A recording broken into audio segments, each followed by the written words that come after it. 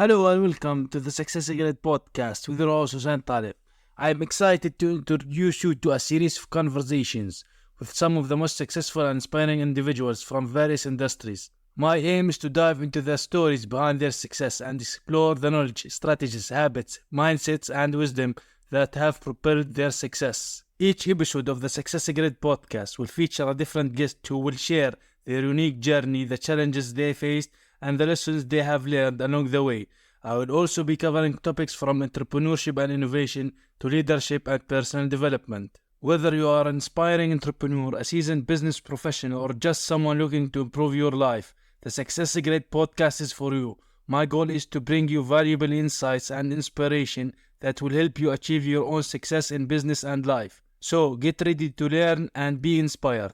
The Success Secret podcast starts now. In this episode, we are going to be talking with my guest about moving from challenge to opportunity and how to create a life by design. Joining me for this episode, Carly Pepin. Carly is an international speaker and consultant with a specialized focus on human behavior. She shares the message that regardless of one's background, even individuals encounter personal and professional challenges stemming from their own perceived flaws. The key is to fulfilling life is how you transform these stories. So, Carly, welcome to this Success Secret podcast. Thank you so much for having me. So, first of all, because this is the Success Secret podcast, and before we dive into how to move from a challenge to an opportunity and find that, I want to know what do you personally define success as, and how do you see or hear other people around you define or have certain misconceptions around success? Yeah. So when we think about success, I see a lot of people focus on that as an achievement of a goal, right? An achievement of a goal, something that they've accomplished, received, almost like a reward in a sense. And what's really interesting is like when I think about success, it's not actually the achievement of the goal, it's the journey that you're on with the many goals, right? Because success, you could achieve a goal and then all of a sudden you realize, wow, I didn't think that that was going to give me what I thought it was. And I actually still feel unfulfilled, right? But when you kind of connect your life with your purpose, your bigger why, and all of those bits and pieces are connected into your day to day, whether you achieve the goal or not, you're not happy, you're not sad, you're grateful for how your life goes, and you're more enjoying the journey along the way, which is the longest period of time when we think about success. So I like to think about the success as the longer period of time, not those like short instant hits of gratification from that momentary second of receiving an award or an accolade. Like it's a longer period of time. We see a lot of, for example, Olympic athletes work for years to achieve one medal. Sometimes they don't. Yeah. So that's very important to work. It's about the process or the progress of things, I guess. It's more important than anything else. So, because we learn if we fail in general. So now, in your opinion, when we talk about challenges and opportunities, a lot of us would see life as challenging and we don't usually see the opportunities that may be in front of us. Why do you think is that? Is it a mindset thing or is it like people around us with the negative thoughts? What's the issue with that? It's mainly your perceptions, your mindset, right? Because if we think about it, you look at individuals on this planet who are doing things that inspire us, right?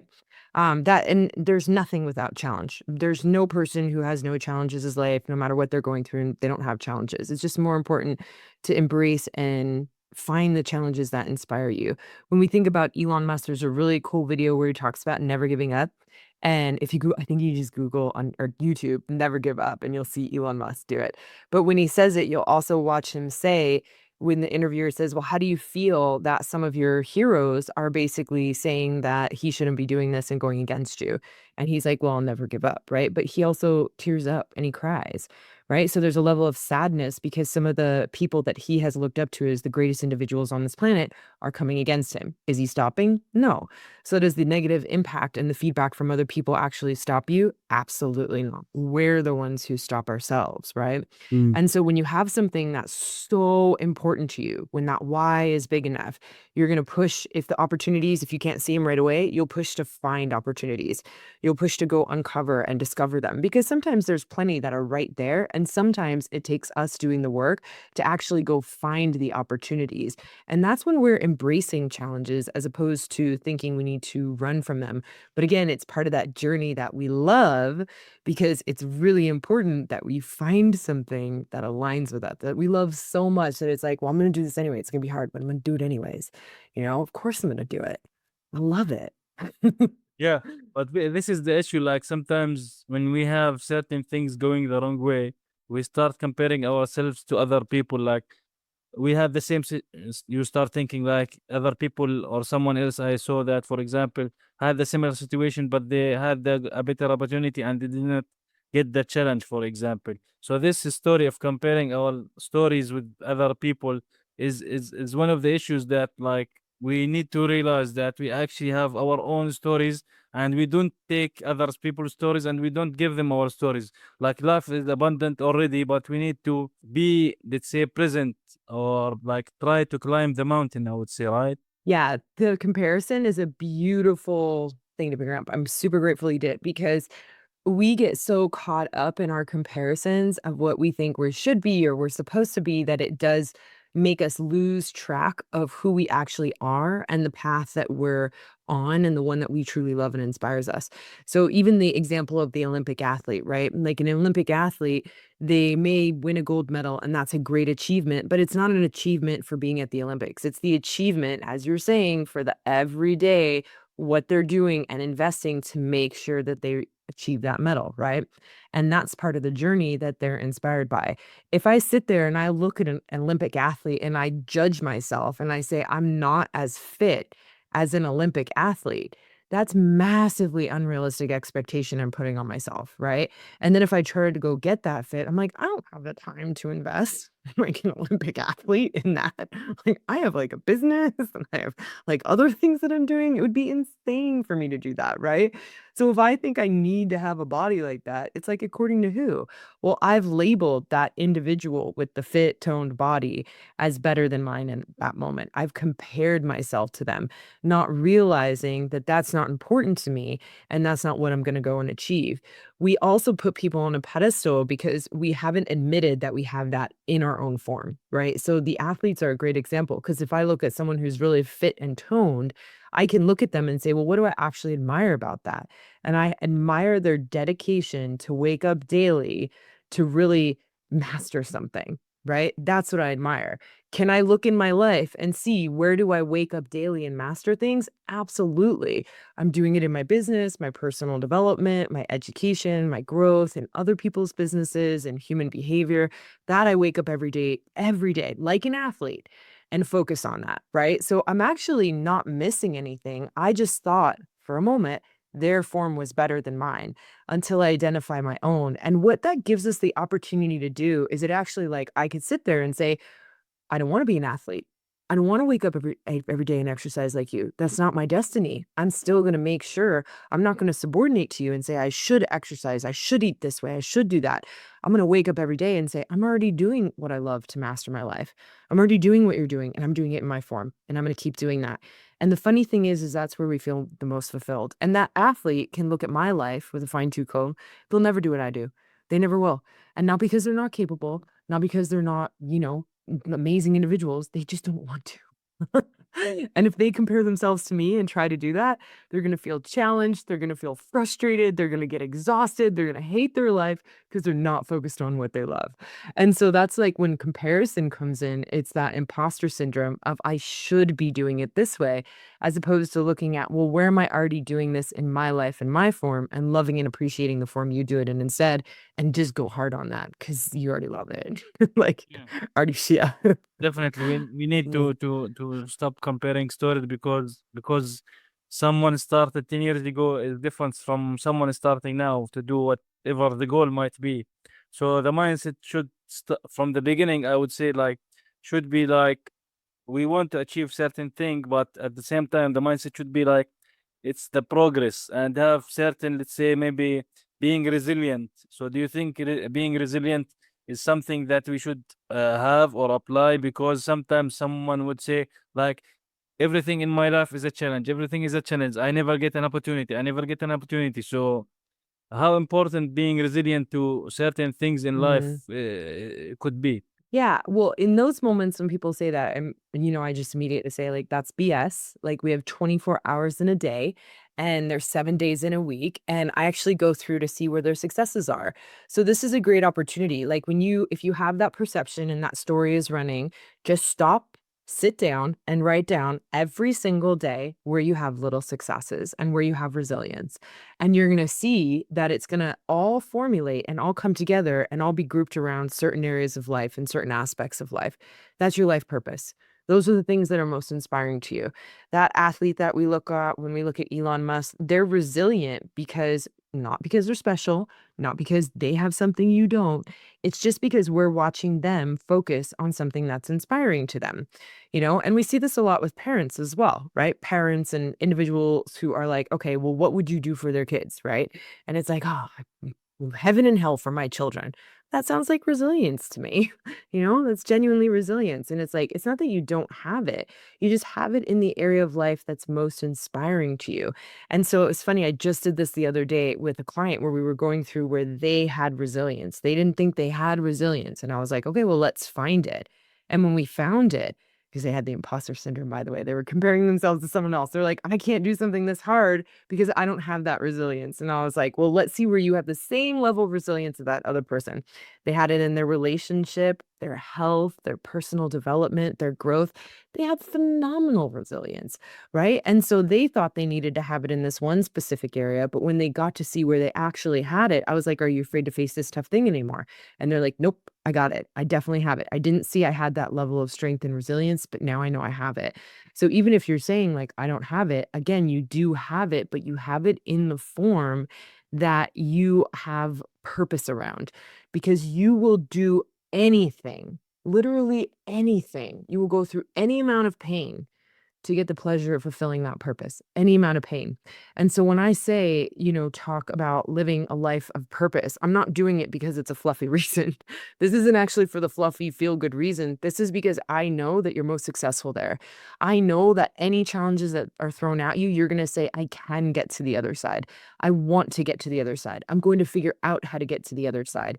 And to me, that just sets you up for an inspiring life that every day, like if I'm not around, you don't need a cheerleader, you're going to do it anyways. And that's the most important thing, right? It's not about like being a pleasure seeking individual. Trust me, you'll get the pleasure from living in your life purpose for sure. But at the same time, that's not the goal. The goal is to make sure that you're so inspired by not just the support that you're receiving, but also the challenges that all of a sudden the journey becomes like this level of, oh my gosh, look what I get to do. And all of that self confidence that you're dying to have, it's built on that journey. Because every time you overcome a challenge, every time you get to the other side, guess what you do? You increase your self-worth and your self-confidence, and that's compound interest. It doesn't go away. It just keeps stacking up the more and more you do it. So the more I'm the more I'm pushing people to face challenges that fulfill them, the more I know they'll get to the other side of it, which means the more that self-confidence and self-worth is gonna build up. And I'm like, let's do it. Compound interest. It works on you too. Good. That is a great point. Like being doing certain things, like and feeling it's compound interest. But you mentioned very like talking about purpose, and you mentioned, let's say I would say the support maybe of others. Mhm. Like, do you think these two are important? Like sometimes someone would say, for example, I have all the people around me are negative. No one is supporting me. They are bringing me down. And also on the other side, like if we talk about life's purpose, someone would say, I don't even know what my purpose is. So what would you say to these people? Yeah. Whatever the type of purpose, like whether it's Yeah. think it's shallow or not shallow, deep, very important, thinking about other people, Yeah. whatever the type it is. For starters, if we think about that statement, like, I can't do this because everyone else is bringing me down, what a disempowering statement. You just told me that every person around you is more powerful, like 100%. That's what you're saying. Like, every single person is just so much more powerful than you that they can control you and they own you. Are you locked up in a cage? Do you have handcuffs on? No, you don't. You're listening to this podcast. Like, you have a level of freedom. And every time you say that, you're actually disempowering yourself as opposed to looking at things in a different way. People aren't controlling you with negative thoughts. If you're taking those on, And those are things that you're taking on yourself. You can't take on a negative thought about yourself that you already didn't have a belief in. And this is a really beautiful reflection component because people say like negative things to me all the time, right? Negative, positive. The ones that impact me, I look and I'm like, I agree with them and I have a judgment, right? The other ones where they say it to me and it doesn't even impact me, I'm like, yeah, I totally have that, but it doesn't bother me because I don't judge myself for it. So this is actually a feedback mechanism. And when you say like it's holding you back, what you're actually doing, you didn't realize, nobody teaches this, by the way, that it's just feedback. When we have emotion around it, it's feedback that we share the same judgment as them and we're frustrated with ourselves. We have guilt and shame, resentment towards ourselves, right? And this is a really cool opportunity for us to actually dive in and clear that. So then when they say it again, you won't even notice. It's just like, oh, yeah. Oh my gosh, they said it again. It didn't even bother me. Right. So we kind of mistook it for something else. And then because we get emotional around it, that's what controls us. They don't control us. Our emotional reactions control us because those are the things that spiral out of control, get us the brain noise, get us all like mixed up in our head so that we actually can't focus on the task at hand. Because if we didn't have the emotions around it, it would just be nothing, right? You just like wipe it off your shoulders. It's not a big deal. So that's why it's like when you think about, I only have the negative people around me, it's not actually the negative people. It's that you're having an emotional reaction to what they're sharing. And so the personal empowerment within is how do I actually clear that own judgment on myself? So if someone said that again, I'd be okay. Because we go out and we look at individuals in the world, the bigger that you get and the more people you reach, it's not like the more people that are going to support you. For sure, you'll have a lot extra support, but you also have the same degree of challengers, right? Donald Trump is a beautiful example. It's just so clear and so evident. To the degree he has support in the world, he has the same quantity of challengers. And if he stops doing what he's doing, or anyone on this planet stops doing what they're doing because they have someone challenging them, well, then obviously it must not have been that important to you. Because why would you stop doing what you love because someone said that you shouldn't, or someone gave you some feedback that wasn't awesome? And another cool thing to look at, because again, if you're running that story in your head, I want you to go through your life and see who's actually supporting you. Because I guarantee it, to the degree that you have challenge, you have the same quantity of support in your life. And you are most likely just frustrated because you expected it to come in a certain form and you're not appreciating the form that it actually came in. So when you say, like, I only have negative people around me, I know that you're not appreciating the form of the support and where it's actually coming from. But when you ask those questions, you can genuinely appreciate that support. And then the other thing too is ask how the criticism serves you, and this is part of the overcoming any challenge. Ask how whatever you're going through that is hard and difficult is serving you and your life purpose. And when you can see that, all of a sudden you realize, like, wow, this is actually helpful, right? Sometimes the criticism pushes us to use our voice, right? Sometimes we're quiet and we haven't set boundaries. We're not using our voice and it pushes us into the forefront. It makes us do that, right? Sometimes the criticism, I don't know about you guys, but this is a good one for me, where someone will criticize me and I'll be like, watch me. I will show you, and I can't wait to reach back out when I do exactly what you say I couldn't do. And then I do it. And then I do reach back out. Like, because I am that person, because I'm like, yeah, I could do it. And I believed in myself. But at the end of the day, it's funny because it's not important for them to believe in you. It's important for you to believe in you and you to actually go do it, because their support does nothing. Their support doesn't get you there. It's your actions that get you there. And as long as you believe in yourself, that's the thing that's going to get you to achieve what you want, not anyone else's, Definitely, emotional support. definitely. Yeah. So I would say like Mm. two important things here. I would encourage people to focus on and have accept feedback, but not be impacted by the criticism. I would say, right, and also don't judge ourselves. Like even if it's a positive, great. If it's not, like I would say, like it goes from one year, it goes from the other year. So this is how it should be, right? Yeah, that's actually part of our process of growth and evolution. And don't have unrealistic expectations to figure this all out at once. Because when you're a kid, there's going to be a different type of criticism that you have now. And in 5 years, even a year, in a month, you might have different criticism. In a year, in 5 years, 10 years, it's not ever going to go away. It's going to be with you forever. And so we just work on it in different bits and pieces as it comes up. Yeah. Oh, yeah. So it's cool. So Carly, what is the worst advice that you have ever received? What's the worst advice that I've ever received? So worst advice. Someone told me to put all my money into crypto. That was pretty bad. And I didn't, and I'm super grateful that person lost all their money, by the way. Yeah. So I have like a nice little balanced portfolio that I feel really comfortable with, and I risk a small percentage that if I ever lost it fully. But that's like venture capitalists. Like it's the highest risk investment that you can have because it's very well, I would say it's even more worse because it's very emotionally driven. There's really no right now, maybe later, there's really no like solid concrete background behind it. There's no business, there's no structure. And so we're really just basing off of how people feel. And so that's a rough one. So that was like the worst advice ever. And I'm glad I didn't follow it because they lost all their money. Yeah. Yep. So what would you say your best resources, tool, or books, or your final takeaway for our episode here? Quality questions, guys. And we've already shared some today. It's like one of the best questions that you can ask when you're going through a challenge is how is this serving me right now? How is this going to serve me in the future? What am I learning from this? How is it helping me to grow? Like when we can ask those questions and we see it, you get from a level of like any challenge that you appreciate and you can think about this. I know that you won't want to run from, and you're like, yeah, it's hard, but I do it anyways because I like the hard. It's something I want to achieve. But when you're asking those questions around something right now that you do want to run from, that is really hard, it takes it from feeling like that overwhelming, exhausting to, oh, I can overcome this. I can achieve it. And then the hardest thing that's taking up the most noise and giving you the most stress, all of a sudden is no more stress. It goes away. So keep asking the question until you become grateful for it. And you're like, I don't need this to change. That's the key.